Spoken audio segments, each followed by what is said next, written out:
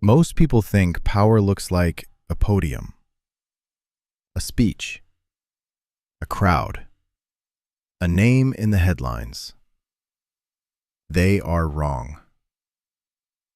Real power looks like a plastic ID badge and a coffee order you memorized in 10 minutes. Real power looks like being the person nobody ever looks at twice. This is your story.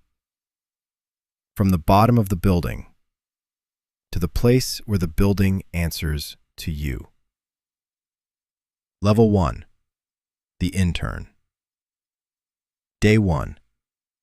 You are 23 years old, fresh out of university. A government internship that 2,000 people applied for, and you somehow got. You do not know why yet. Your desk is outside 4 other desks. You do not have a window. You do not have a nameplate.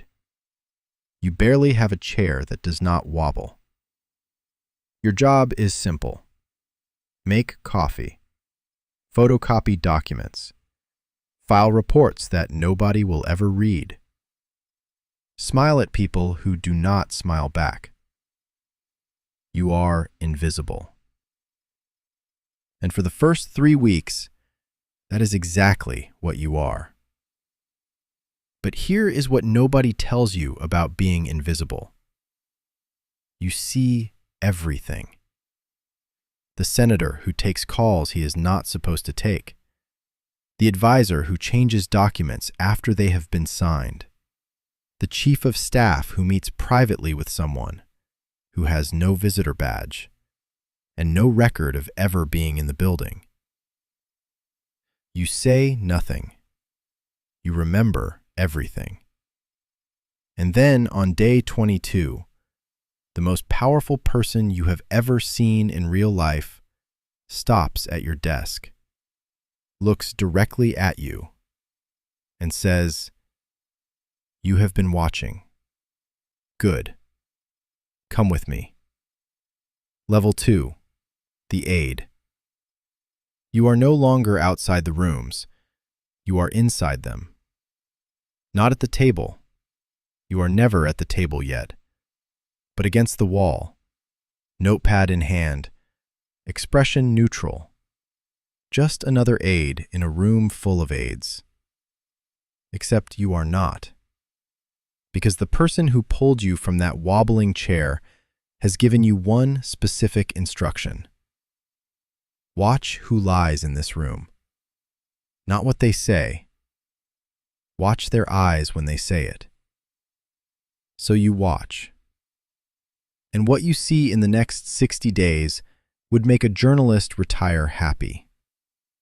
Budget figures being manipulated before they reach the committee. Policy decisions being reversed after private phone calls from numbers that do not exist in any directory. Foreign delegations meeting separately, before and after the official meetings. 2 different conversations. 2 completely different agreements. One for the record. One for the room you are never supposed to see.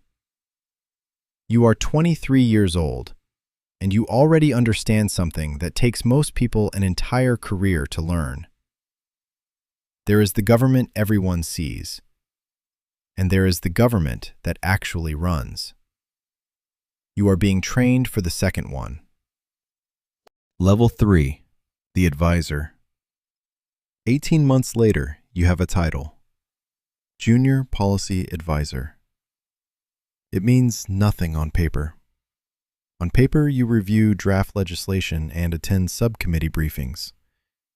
In reality, you are the person 3 senior officials call before they make any decision they are not sure about.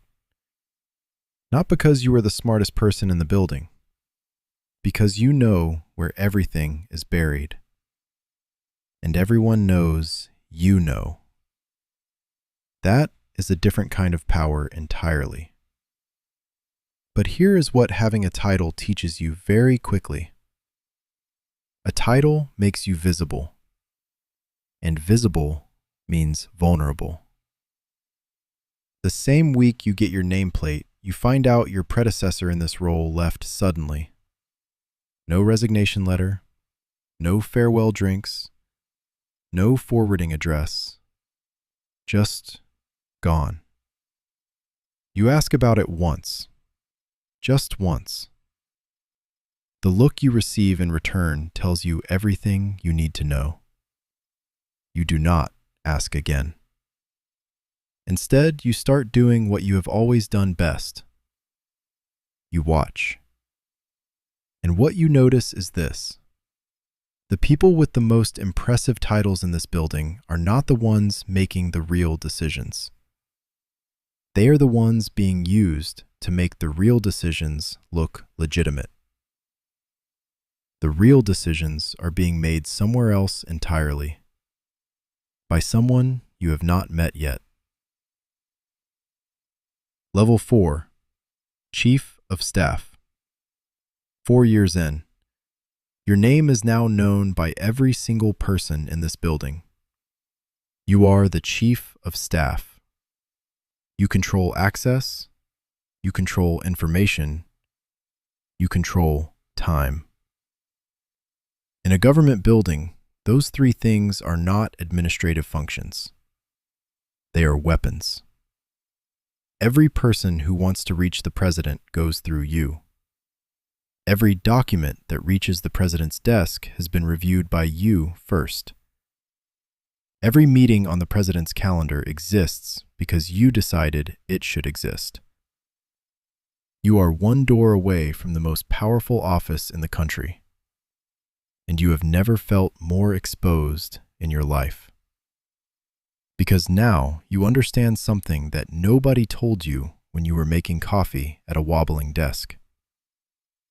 The higher you climb, the more people below you are climbing toward you. Your phone has numbers you do not recognize calling. Foreign contacts reach out. People stop sharing information with you. Someone is building something, and they are building it around you. You have been the watcher your entire career. For the first time, you are the one being watched. And then, one morning, a folder arrives. Plain, unmarked, black. Level 5, The Shadow. You open the folder. Inside is a single page, no letterhead, no name, no classification stamp. Just a time, a location, and 4 words. It is your turn. The office is 3 floors below any official record of existing. The woman sitting behind the desk is nobody you have ever seen in any briefing document.